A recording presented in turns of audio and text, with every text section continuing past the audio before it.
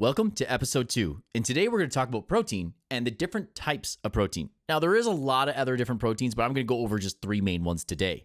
And this can get pretty complex on other videos, but not today. This is going to be quick, easy, and just give you a great foundation of understanding protein and why it's important. So, as we had in the first video, it's one of the foundation supplements because it is the building blocks of the human body. We don't want to be skipping out on this, right?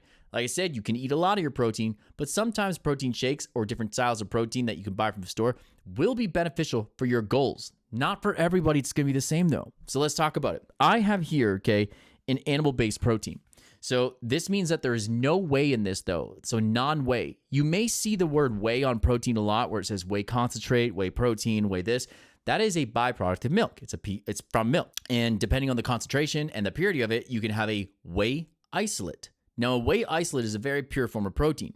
It's approximately 90% pure proteins.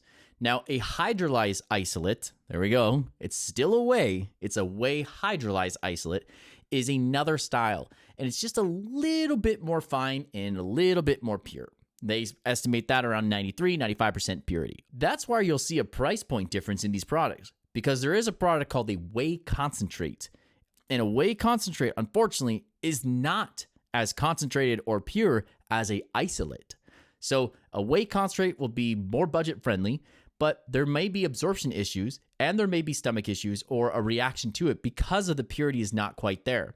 If you're lactose intolerant, you can buy a whey isolate without lactose and a whey concentrate without lactose. Some brands do make that, but I do find a lot of my clients that are lactose intolerant or on the border of it a whey isolate from a good company works very well. They actually don't need a specialty protein because the purity is there. It's clean. And a lot of the reactions I see in people getting from lactose are usually from just not clean product. And that's okay.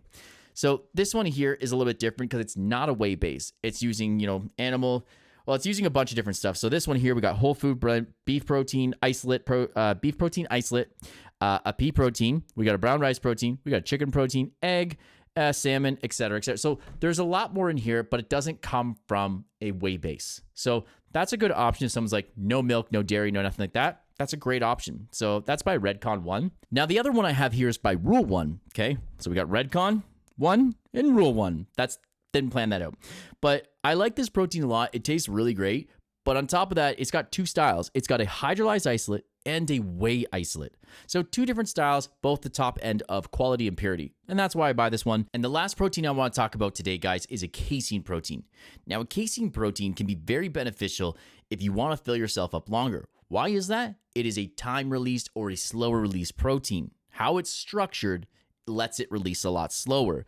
So a great example of this would be dairy products, yogurt, cheese, and or some other whey-based caseins. So yes, that's where you can have a whey isolate, which is faster release actually, whey casein, which is slower release. And these are great before bed as well. Sometimes I put these in my clients' meal plans, so it's just before bed. That way they're feeding their body during nighttime, but also they don't wake up in the middle of the night hungry, because that can happen to some people. I hope this video helped you guys out. And if you have questions, feel free to jump on the group calls and learn more.